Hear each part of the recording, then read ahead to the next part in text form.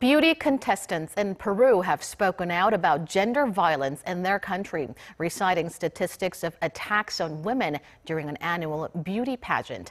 This amid a global movement of women speaking out against sexual assault in the aftermath of the scandals that have rocked Hollywood to its core.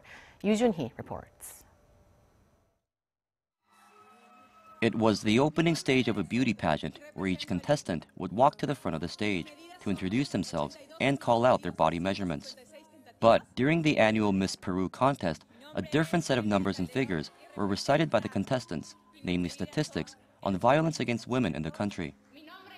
My name is Camila Canicoba and I represent the Department of Lima. My figures are 2,202 cases of reported femicide in the past 9 years in my country. My name is Kelin RIVERA and I represent Arequipa. My measurements are 6,573 cases of violence against women have been registered in my region.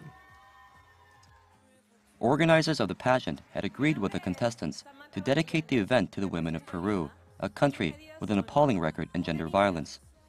A series of newspaper clippings of women who had either been murdered or assaulted in the country were also shown on screen during the competition. As the pageant drew to an end, contestants were asked about what they would do to end the violence, instead of the usual questions about their dreams and hobbies. The women who took part are also planning to lead a march to raise awareness on the issue in Lima later this month. Amid an epidemic of gender violence in Peru, the country's government passed a new law in 2015 to provide more legal protection for female victims and impose harsher punishment on the perpetrators.